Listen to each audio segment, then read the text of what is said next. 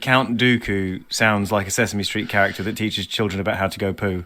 Yeah, and also, I can't hear it without thinking of Count Duckula. Count Dookula, yeah. Yeah. Count Dookula. And Christopher Lee is he gets a gold star. Oh, he's great. I love him, and he's always brilliant. But like, I was going, I hope I'm not disappointed going back and watching him in this, and I wasn't at all. No, it's when it's very stupid when Obi-Wan's hovering in the cyber chains. Yeah. That's very stupid. But then the close-ups of Christopher Lee explaining this boring, turgid plot, he's so compelling, even reading bollocks about the Trade Federation. He's probably said, George, would you like me to do this in Mandarin? No. Would you like me to do it in Russian? No. Would you like me to do it in French? No. There was a quote I heard about Christopher Lee, which was, I can't remember who said this, but someone, I think, in the 70s or something, said, problem with Christopher is every time you get him to tell you a story, he's either fucked it or flown it. Which I think now counts for Yoda. Yeah. I fucked Yoda, and I flew a weird little mobility scooter later on in the... Oh, that's so funny. Meanwhile, back on Naboo, Padme reflects on her childhood at the palace and brings up sand. Anakin hates sand. It's coarse, rough, irritating, gets everywhere like Jimmy Carr. It's bloody everywhere. Yeah. I hate sand. It's way too omnipresent, like Jimmy Carr. I can't stand Jimmy Carr. He makes me so mad. I hate him! Anakin and Padme kiss with tongues. Yeah. And she says, no, we shouldn't have done that. Yeah. Well, every assault committed by Anakin Skywalker is the fault of Anakin Skywalker. But I do question Padme's judgment slightly. Yeah. Because she knows that this weird, creepy, sort of rapey jock guy has the hots for her. And blue balls. And my God, the biggest pair of old monastic blue balls you've ever seen. But she's chosen to wear essentially bondage gear and have a little sort of sensitive conversation with him next to a roaring fire. Yeah. And the only thing she could have done to send confusing signals more is to lie stretched out on a bearskin rug. He's like, you must be hurting as much as I am. And he's just sitting there with these huge pulsating blue balls. Yeah, just like throbbing. You can hear a sort of pulse. And that's the vein. She should say to him, look, go and have a wank. Yeah, for the love of God, Anakin. It's forbidden by the Jedi Council. Hand shandies are expressly forbidden by Master Yoda. I won't tell anyone if you don't, all right? Just go. Okay. So Obi-Wan started? No. Back on Camino. Yes. Obi-Wan sends in the clones. Where are the clones? Isn't it rich? Yeah, so she should turn to him and go, look, there's millions of them. So that'll be 4.8 billion space credits, please. How would you like to pay? Yeah. I left my wallet in my other spaceship. I like to write the check on the glove box. I'll just go out and do that now. Come back here. And she goes, with the genetic template is, of course, Jango Fett. Now, why is it? I don't know. Because he's the greatest warrior in the galaxy, presumably. We don't hear at all why he was selected, do we? No. No. We assume it's because he's just a super good fighter, but we haven't really seen him do it. There is no evidence of that later on. No, well, certainly not. He shoots one Jedi, though, which is more than anyone else seems to be. That's true. He shoots a little Wallace and Gromit Jedi, doesn't he? Yeah. Which I think is not fair. He should have someone of equal size to fight. I agree. Because it's one extreme to the other later on. He shoots a little Wallace and Gromit Aardman Jedi, and then he has to fight a big elephant. Yeah, that's true. And then Samuel L. Jackson. Exactly. That's who is fair. A bad motherfucker, as we know. That's right. Says it on his wallet. It does. So, and also Boba is a clone of his that's been gifted to him as a child. Yeah, boring. Weird. Boba Fett was cool when he was a mysterious guy no one knew who he was, and he just had a super cool outfit and was a really good bounty hunter. Yeah. I really like Tamura Morrison. He's one of the more kind of... I don't know if he gets a gold star, but he's definitely one of the more charismatic performers in this. Well, this scene with Ewan McGregor is probably one of the best scenes in the film. Yeah, it is. Two good actors like working with pretty decent dialogue. It's fine, yeah. He should say to Obi-Wan, I don't know, I've never been there, but I have been to Coruscant once or twice. By the way, when you came in, did you see my armour in the doorway that I left open? Yes, I did. Shit. So Padme and Anakin gamble in a field, and he turns into a fascist immediately. Yeah, pretty much immediately. We don't need a republic. So thick, we need one bloke in charge who tells everyone what to do. He's we need some kind of system where people talk things through, work out what to do, and then they do it. And she says, that is what we do. You know, it's like... But then they create that meme that everyone uses. Which one's that? The one about, we need to do this. Oh, you mean that, right? right? Oh yeah, right. Yeah, that's it. He falls off. He rides and falls off a fat cow. Pretends he's dead. And manufactured passion all over the place. Yeah, no chemistry with these two. The thing is, every single scene is acted like she's having to sort of put up with this weird kid who's got a crush on her, and she's just about tolerating him. Until then, she says, "Oh, you know what? I fucking love you," and it's like, "Well, what? Where'd that come from?" Where did that come from? She's the more mature one, the more rational one, the one that's not letting her emotions run away with her.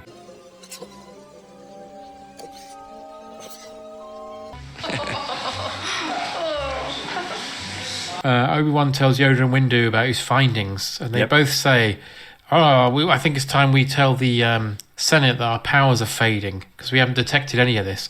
Lads, you just sit in rooms all day doing nothing. Yeah, why don't you go and have a fucking look with your eyes? Yeah. I mean, it's just... They're so pathetic. And all of their kind of system of making decisions is so... I mean, we know what it is. It's people sitting around in a room, hardly saying anything, and just muttering sage-sounding aphorisms like, recklessness is not wise, and things like that. That's their entire system for making decisions. They've got this brilliant library archive with a clearly very competent woman in it. Yeah. But then you get to the actual people in charge, and they just sit around saying things like, clouded my judgment is. And you go... And what did you propose to do about it? Is there anything said to be for another meditation session? Ah!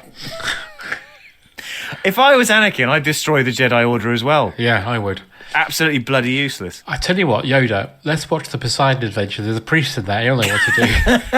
That was no help at all. The Poseidon...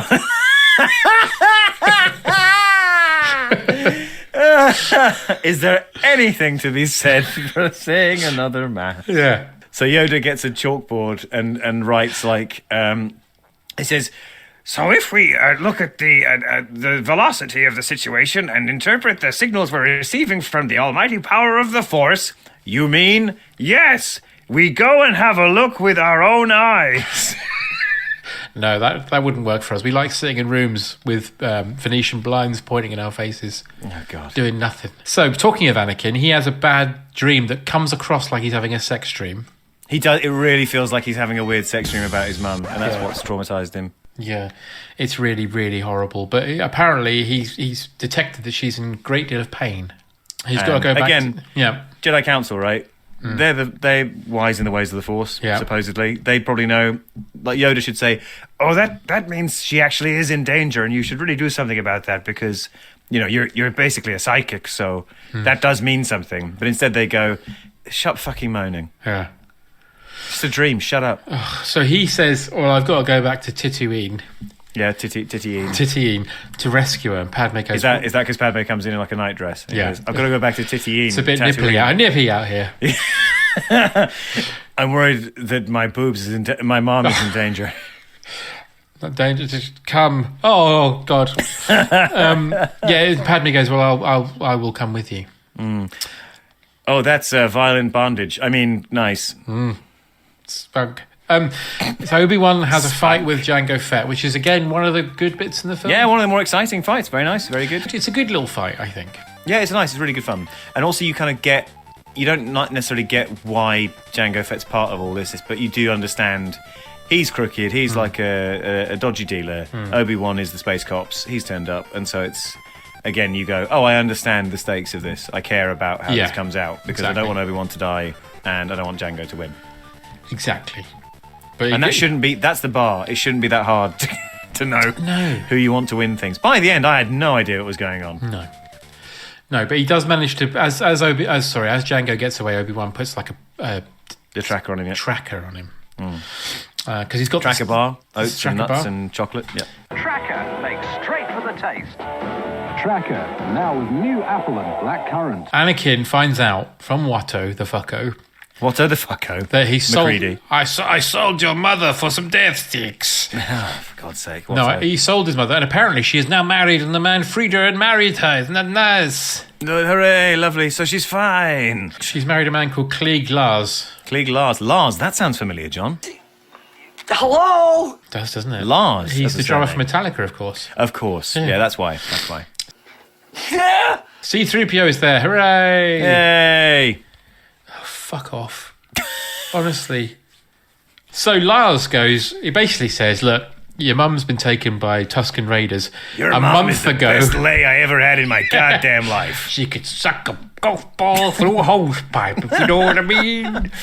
Look, Sonny, your mom got taken by the Sand People. But before that, she was the sweetest piece of ass I ever had in my fucking life. And then he goes, they took her a month ago, and I've got a bad leg, so I haven't had a look yet. Yeah, but because this is a Star Wars prequel, they've got to go, look, here's this thing that you remember. But in the past, they bring in Owen and Beru. And you go like, so neither of these guys could go and get her back, could they? No. What's wrong with them? Apparently not. Anakin goes, right, well, I better go and fucking get her back then, you lazy bastards. You lazy bunch of fucking idle cunts. You might as well be fucking Jedis, you lot. Padme is zero help to Anakin here. No. He's just found out his mum has been kidnapped and probably murdered. Yeah. She literally just says Anakin, and then he buggers off and commits genocide. Yes. No. He's killed children. He says, I killed all of them, children, He says women. it to the woman. Who then seems to like him more. I'm very concerned about her now. Like you say, this should all happen just before he turns, not... Yeah. No. Shmi dying should be like one of the key things that pushes him over the edge, or like really sends him into the arms of Palpatine. But yeah. And also, like, he should keep it from her. Right? Absolutely, like, yeah. What happened? Nothing. They handed her over. You know, if he lied, that would seem even more like, there's trouble brewing. Red flag. Yeah. And also, I can't remember her name now, but the lady who plays Shmi is so heartbreaking in that moment when she dies. And it's another little whisper of like, imagine a better film from a different dimension. Yeah. And then you can sort of imagine for a moment you're watching that. But meanwhile, Obi-Wan follows Django and Boba to Geonosis. And on the way there, talking about the sound design earlier, you get those sort of depth charge bomb things that go, wow. Yeah, I love the sound of them, yeah. That's very good. But he goes to Geonosis, where he discovers that there is a separatist gathering of, as we mentioned earlier, PS1 game characters. That's right. Including the Techno Union Army. Yeah. The Techno Union Army. Count Dooku. Count Dooku's there, yeah. Yeah, he's developing a droid army with the Trade Federation Viceroy gun. This is where I really lost any sense of like who are the good guys, who are the bad guys, which is the good army, which is the bad army. Yeah. I totally lost track. Yeah. Obi-Wan sends a message to the Jedi Council about what he's found out because he's been spying on them. Right. But is captured. Yeah. But Anakin gets the message at the same time as Mace and Yoda. Yes. And they say, "Oh, we'll go and rescue him. You stay with Padme." And then Padme's like, "You know what? Why don't we go? Because we're closer." Yeah. She presses the same button to show the map. Yes. Yeah. So they both decide to go. Makes sense. They go. Anakin and Padme land on Geonosis to rescue Obi-Wan, and while in the droid factory, they perform a terrible video game. That's right. Really boring video game. Which is a reshoot, apparently, because Lucas was like, "Oh, we haven't got enough action." I think, but it makes sense, right? Because I think on Geonosis they have a factory that looks like this that manufactures boredom. Oh, what you want is Pat Sharp running alongside them with a microphone going, "You have to duck, go left, go right, up, down." Yeah. It's a real twins crazy running show around where anything goes.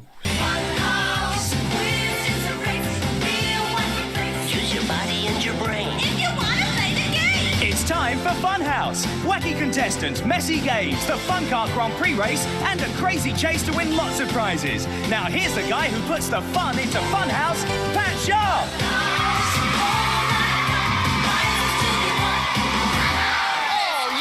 Sorry. Yeah, that's right. You see that factory set, digital set appear, and you just your brain just switches off because it's like you've got CGI fatigue, and you go, "I know how this is going to go." Anakin loses his lightsaber, and Django captures them, and then they're sent to an arena, gladiator style.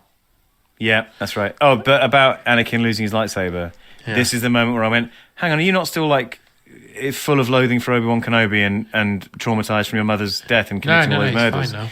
Because for the first time since that's happened, he goes, "Oh, Mercer's going to kill me." Like he's just in a normal film again. Yes. And I go, whoa, what happened? And Padme kisses him. Yeah. Even though he's a mass murderer. Even though he's a mass murdering, creepy, gaslighting fuck. Yeah. Weird. And then they have a battle in the arena with a sort of rhino thing. Rhino thing, a grasshopper thing. And what's the other one? There's a cat. I think I liked the design and the animation of these monsters. They don't feel Star Warsy at all. No. I think they've had some good animators put on them, basically. I think that they move like you go, oh yeah, those feel like creatures, but they just don't. They don't feel like Star Wars characters. And also, if you compare that to like the Rancor beast, it's absolute garbage. Absolute garbage. And they're all really horrible colour palette as well. Yeah, that's true. And the whole arena it might as well not be there. Like it really feels like a painted backdrop, and so disgusting to look at, especially when it's awful. When all the Jedis arrive now, and they've all got different coloured lightsabers. Yes, and there's that light brown background. Yeah, and it's also frenetic, and it's just really offensive to look at. Although everyone's favourite Jedi turns up at this point. Oh, who's that? The guy with the green tentacle dreadlocks. Oh yeah, whose name is Kit Fisto. Kit Fisto. How much about this does Django know, by the way? Because he's hanging out with all the Geonosians, whose whole job is to create robots to murder millions of him. Yeah. That's why they have helmets on. It's like he insisted. Yeah. I don't want to look at my face. I'll go along with it, but just make sure you put helmets on them so I can't see my own face dying 4,000 times in 10 seconds. Oh, bless you. Crikey. So, Tom, I'll ask you a question. Mm-hmm. Jedis are the peacekeeping people of the galaxy, aren't they? Yes, they are, absolutely, yeah. Do you think then it's rather unnecessary that Mace Windu decapitates Jango Fett? I did think they slaughter a lot of people. I mean, there's the robots, obviously. That's a different thing. It would help if Samuel L. Jackson had, like, an established rivalry, but he full on, like, he gats the loser. Yeah. Right in the head. And then looks at his son, like, what do you think of that? So then all the clone troopers arrive. Yes, they do. In spaceships. Dooku escapes on his mobility scooter. Yeah. And they all chase him. Yep. Padme falls out. Yeah. And Anakin's like, I gotta go and rescue her. And he's like, no, we have to go and get him, you fucking idiot. Stop thinking with your knob. Yeah, that's right. Although this is another good bit where it's like, when he's going like, I don't give a shit, putting this thing down, and Obi-Wan says, what would Padme do in this situation? And he has to like, she would have done her duty. And I go, okay, good. That is a scene where characters differ in opinion, and then through the dialogue, their minds are changed, which is drama, John. Yeah, well, good if he said, what would Padme do in this situation? And Anakin just stood there and started pretending to feel imaginary breasts. No, she wouldn't do that. So they then face Dooku in a cave. Yep, Dooku, and it's boring. And John, I hate to tell you, I assumed I would hate Yoda lightsaber fighting. I quite liked it. I fucking hate it. I quite liked it. I think it's really stupid. I think the handling of Yoda and the Jedi is all rubbish, right? Yeah. And having Yoda sort of lose all of his mystique and his unseen ultimate power and all of that is terrible. Yeah. But what I liked was that unlike all the bloody flying insect engineers and unlike the clone troopers and the robo-droids and all that, it felt like they'd gone, right, Yoda's going to have a fight. We think we know how we want to do it. We've just got to work really hard to plan, to like choreograph the fight so it makes sense that this little creature is doing all this. And we have to animate it so well so that it looks real, like it looks like the action flows. Right. And it does. And I just wish they'd applied that same thought process to the rest of the film. So Yoda and Dooku have a fight because They have a fight. Obi-Wan is incapacitated and Anakin gets his arm cut off. Yep. Or his hand cut off, anyway. Yep. He fucks off and goes in a little boat thing that goes through space with a little sail. So they flew that ship in from Jodorowsky's Dune into a completely different film. They did. Put Count Dooku in it. And he meets up with Sidious, who's obviously Palpatine. Yeah, it's him. And Yeah. And we all know it is. Like, again, we mentioned this in Phantom Menace, but like, are they hedging their bets? Like, new viewers might not have remembered who this is or realised who this is. But it's like, it's obviously Ian McDiarmid every time. Yeah. And everyone who knows anything about Star Wars knows who it is. Yoda and everybody are looking out on the balcony with Jimmy Smits. Yep. And there's millions of troops assembling. Yep. And Yoga says some yoga. Begun this clone war has. I thought it was already begun. Yeah. And while that's all going on, we cut back to Naboo. Yep. Where Padme and Anakin, who's now got a robot hand. He's got a robot hand. Very, very. I like his creepy robot hand. Very creepy. I don't know why it isn't more sophisticated, given how super advanced this world is. But sure. Yeah, he holds her hand and they get married. I like that at the wedding, no one else in Star Wars is allowed to be there because it's a total top secret wedding, and the only people they've allowed to join them are the droids C-3PO and R2-D2, the only two characters capable of recording and rebroadcasting secrets. Yes, that's right. In full holographic detail.